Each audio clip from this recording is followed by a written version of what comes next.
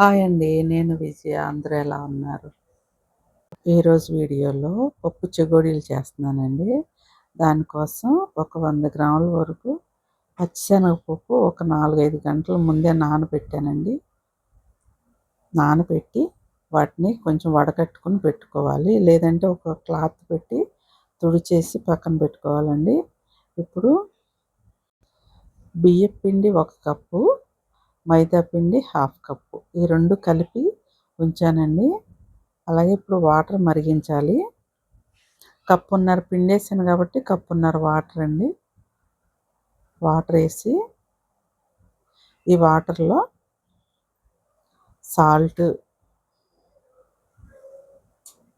అలాగే కారం అండి, కొంచెం కారంగా ఉండటానికి 1 స్పూను కొంచెం వేసాను. అలాగే ఫుడ్ కలర్ కొంచెం. కారం, ఉప్పు అనేది మన టేస్ట్‌కి తగ్గట్టుగా వేసుకోవటమేనండి. ఆయిల్ 2 స్పూన్స్ వేస్తున్నానండి. ఇదంతా బాగా మరిగిన తర్వాత మనం బియ్యపు పిండి, మైదా పిండి కలిపి ఉంచుకున్నాం కదా, అది ఈ వాటర్లో వేసేసి కలుపుకోవాలి. వాటర్లో ఈ పిండి బాగా కలిసేటట్టు కలుపుకోవాలండి. 1:30 పిండికి 1:30 వాటర్ వేసాము. ఇది కరెక్ట్‌గా సరిపోద్ది. ఇంకా వాటర్ అయితే ఎక్స్ట్రా పోసుకోని అవసరం లేదండి. ఇప్పుడు ఇదంతా కలిసేటట్టు కలిపి పెట్టుకోవాలి. ఇప్పుడు దీన్ని మొత్తం కొంచెం కలిపి పెట్టుకుని మూత పెట్టి ఉంచాలండి. కొంచెం మగ్గుద్ది. ఆ వేడికి పిండి అంతా చక్కగా ఉడికి బాగుంటుందన్నమాట. ఇది కలిపి ఒకసారి మూత పెట్టుకుని కాసేపు ఉంచి ఒక 5-10 నిమిషాలు ఉంచితే సరిపోద్ది. అప్పుడు పిండి అంతా చక్కగా ఆవిరి మీద మొత్తం కలిసి ఉడుకుతుందండి, మెత్తబడుతుంది మూత పెట్టి ఉంచడం వల్ల.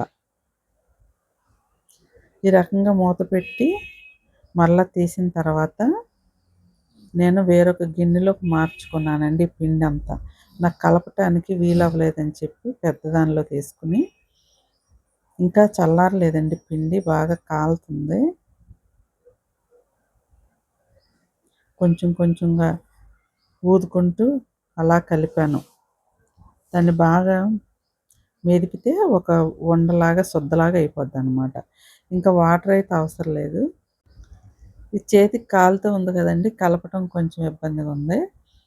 అలాగే మనం కొంచెంగా చూసారా మొత్తం అంతా కలిపితే అలా అయిపోతుంది అన్నమాట. జిగురు వస్తుంది పిండికి.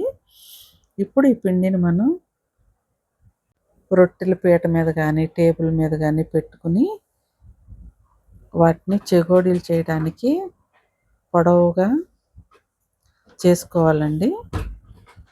పిండిని కింద వేసి ఒత్తుతూ ఉంటే ఆ మాదిరి వత్తాలండి.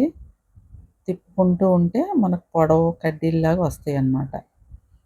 కొంచెంగా తీసుకుంటే బాగా సన్నగా బాగా వస్తాయి. మనకి చెకోడీలు మొత్తం పిండి అయ్యే వరకు ఈ విధంగానే చేసుకోవాలండి. పిండిని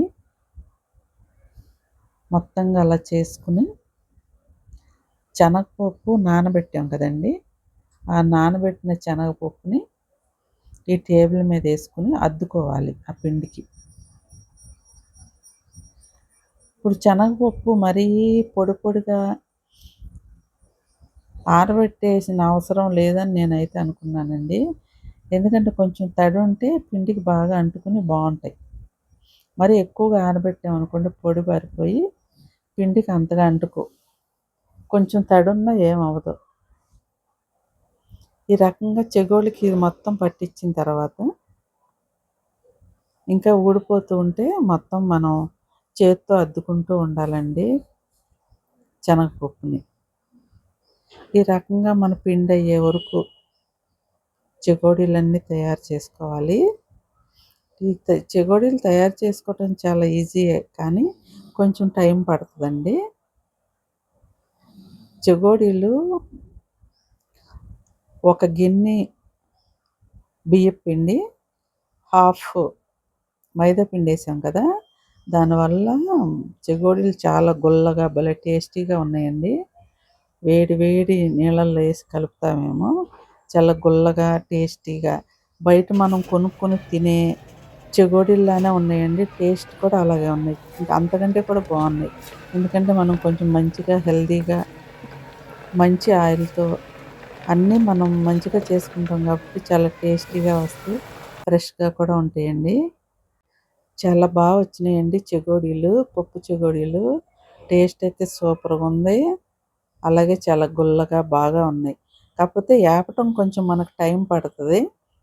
మరీ హైలో కాకుండా, మరీ సిమ్‌లో కాకుండా మీడియం ఫ్లేమ్ పెట్టుకొని, అవి మాడకుండా అటు ఇటు తిప్పుకుంటూ, మంచి కలరొచ్చే వరకు వేపుకోవాలండి. కొంచెం కలర్ తక్కువగా తీసామంటే అవి వేగవు. మెత్తగా ఉంటాయి లోపల. ఉడకకుండా బాగోదండి. ఈ చెగోడీలు తప్పకుండా ఒకసారి ట్రై చేయండి. ఇక నుండి మీరు ఇంట్లోనే ప్రిపేర్ చేసుకుంటారు ఈ చెకోడీలని. అంత బావున్నాయండి. అంత టేస్టీగా ఉన్నాయి. చూసారుగా మా చెకోడీలు. నచ్చితే తప్పకుండా ఒక లైక్ కొట్టండి. మీ ఫ్రెండ్స్‌కి, ఫ్యామిలీ మెంబర్స్‌కి షేర్ చేయండి. మా ఛానల్‌ని సబ్స్క్రైబ్ చేసుకోండి. మా వీడియోస్ ఎలా ఉంటున్నాయో కామెంట్స్ కూడా చేయండి. బాయ్ అండి.